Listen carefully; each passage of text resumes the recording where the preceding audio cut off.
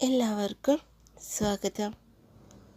അറിവ്, അസാമാന്യ കഴിവുകൾ, ഭക്തി, അഹങ്കാരം, ക്രൂരത, കാമം, വീണാവാദകൻ, ജ്യോതിഷി, രചയിതാവ്, പണ്ഡിതൻ, ശക്തനായ ഭരണാധികാരി എന്നിങ്ങനെ രാമായണത്തിൽ സങ്കീർണവും ആകർഷകവുമായ വ്യക്തിത്വമുള്ള രാവണൻ ആരാണെന്ന് നോക്കിയാലോ.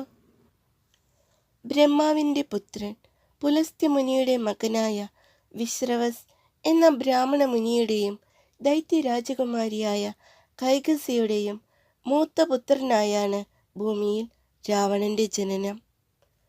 കൈകസിയുടെ പിതാവ് സുമാലി ആഗ്രഹിച്ചിരുന്നത് തൻ്റെ പുത്രിയെ ഒരു രാജാവിനെ കൊണ്ട് വിവാഹം കഴിപ്പിക്കണം എന്നായിരുന്നു. എന്നാൽ അച്ഛൻ്റെ എതിർപ്പിനെ മറികടന്ന് കൈകസി വിശ്രവസിനെ വിവാഹം കഴിക്കുന്നു. അങ്ങനെ രാവണൻ ഭാഗികമായി രാക്ഷസനും ഭാഗികമായി ബ്രാഹ്മണനുമായി തീരുന്നു. ജനനസമയത്ത് ദശഗ്രീവൻ എന്നായിരുന്നു രാവണന്റെ നാമധേയം. വിശ്രവസിനും കൈകസിക്കും രാവണനെ കൂടാതെ കുംഭകർണൻ, വിഭീഷണൻ എന്നിങ്ങനെ 2 പുത്രന്മാരും ശൂർപ്പണഖ എന്നൊരു പുത്രിയും ഉണ്ടായിരുന്നു. വിശ്രവസ് ആദ്യം വിവാഹം കഴിച്ചത് ഭരദ്വാജ മുനിയുടെ മകളായ ദേവവർണിനി എന്ന ഇളപിളയെയായിരുന്നു. ഇതിൽ വൈശ്രവണൻ എന്ന കുബേരനും പുത്രനായുണ്ട്. കുട്ടിക്കാലത്ത് തന്നെ വിദ്യാപ്രവീണനായിരുന്നു രാവണൻ. ഇത് തിരിച്ചറിഞ്ഞിരുന്ന പിതാവ് വിശ്രവസ് ബാല്യത്തിൽ തന്നെ രാവണന് വേദങ്ങളും പുരാണങ്ങളും കലകളും ക്ഷത്രിയ മാർഗങ്ങളും വൈദ്യശാസ്ത്രവും ജ്യോതിഷവും പഠിക്കാൻ അവസരമൊരുക്കി. ഒരിക്കൽ രാവണൻ കൈലാസം ഇളക്കി മാറ്റാൻ ശ്രമിച്ചപ്പോൾ ശിവൻ കാൽവിരൽ കൊണ്ട് തടഞ്ഞതിൻ്റെ പരിണാമമായി കൈലാസപർവ്വതം അമർന്നതോടെ രാവണന്റെ കൈത്തണ്ടയിൽ നിന്ന് രക്തം വാർന്നൊലിക്കുകയും അതിൻ്റെ വേദനയിൽ നിലവിളിക്കുകയും ചെയ്തു. ഈ സംഭവത്തിന് ശേഷമാണ് അലറിയവൻ എന്ന അർത്ഥത്തിൽ രാവണൻ എന്ന നാമധേയം കരഗൃഹസ്ഥമായത്. അതിനുശേഷം രാവണൻ ശിവഭക്തനായി തീർന്നു. അദ്ദേഹം വർഷങ്ങളോളം തപം അനുഷ്ഠിക്കുകയും സംപ്രീതനായ ശിവഭഗവാൻ ചന്ദ്രഹാസം എന്ന വാൾ നൽകി അനുഗ്രഹിക്കുകയും ചെയ്തു. പക്ഷേ ഒരു നിബന്ധന വച്ചിരുന്നു.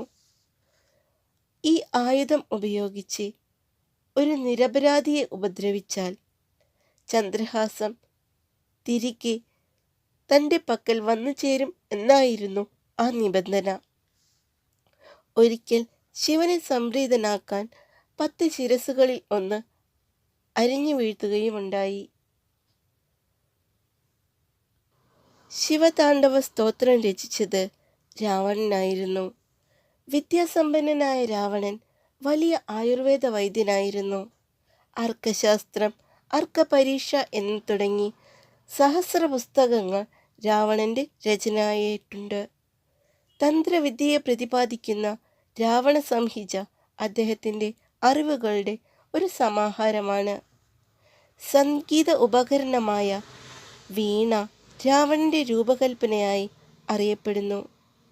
മികച്ച വീണാവാദകനായിരുന്നു രാവണൻ. രാവണന്റെ കൊടിയടയാളം തന്നെ വീണയായിരുന്നു.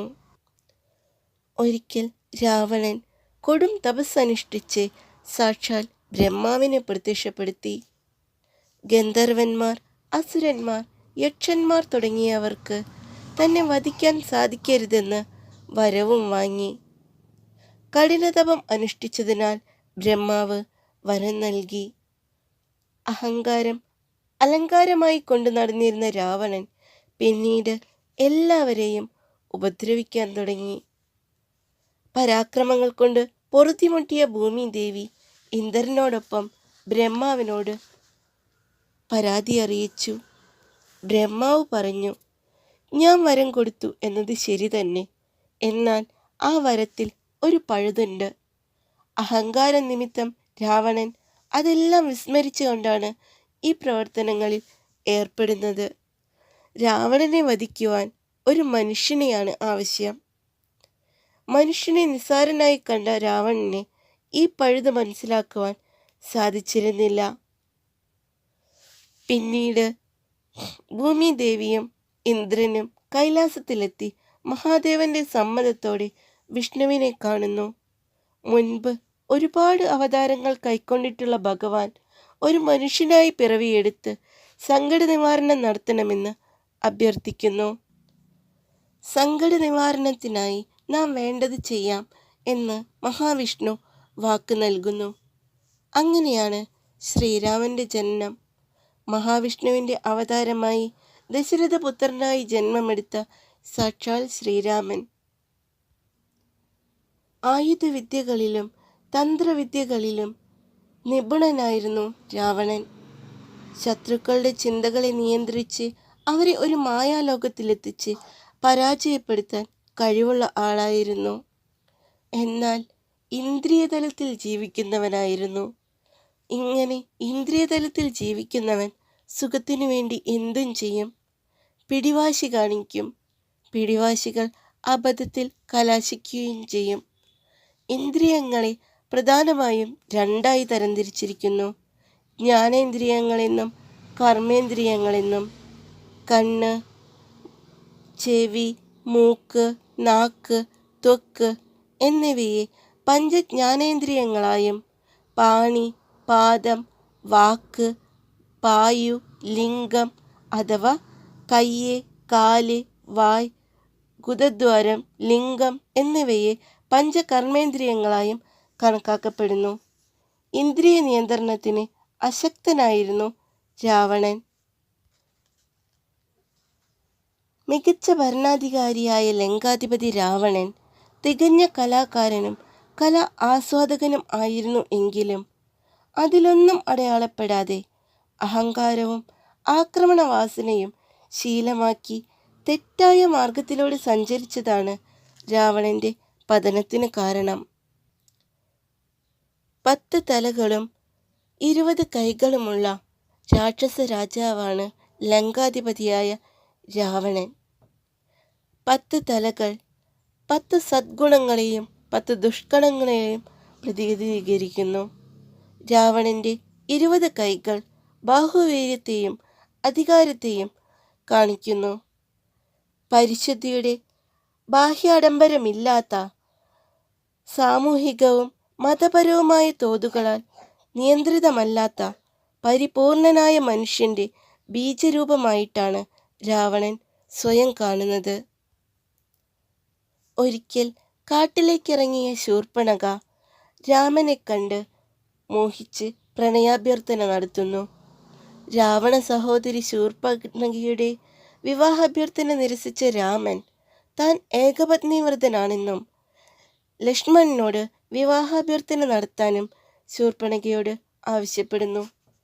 ലക്ഷ്മണനും നിരസിച്ചതോടെ കുപിതയായ ശൂർപ്പണഖ എല്ലാം സീത കാരണമാണെന്ന് പറഞ്ഞ് സീതയുടെ നേരെ പാഞ്ഞടുക്കുന്നു. ഇത് കണ്ട ലക്ഷ്മണൻ ഉടവാളാൽ ശൂർപ്പണഖയുടെ നാസികയും സ്തനങ്ങളും കഷ്ണിക്കുന്നു. ശൂർപ്പണഖ ജ്യേഷ്ഠനായ രാവണനോട് പരാതി പറയുന്നു. തൻ്റെ സഹോദരി നേരിട്ട അപമാനത്തിന് പ്രതികാരം ചെയ്യാനിറങ്ങിയ രാവണനിൽ നിന്നാണ് രാമരാവണ യുദ്ധം ആരംഭിക്കുന്നത്. ദിവസങ്ങൾ നീണ്ടുനിന്ന രാമരാവണ യുദ്ധത്തിൽ രാമന്റെ ബാണങ്ങളേറ്റ് രാവണന്റെ കൊടിമരം തകർക്കപ്പെടുന്നു. പിന്നീട് രാവണൻ ബ്രഹ്മാസ്ത്രം പ്രയോഗിക്കുന്നു. ഒടുവിൽ രാമബാണമേറ്റ് രാവണന്റെ അന്ത്യം സംഭവിക്കുന്നു. നിരവധി ശാപങ്ങൾ ഏറ്റുവാങ്ങിയിട്ടുള്ള വ്യക്തിയായിരുന്നു രാവണൻ.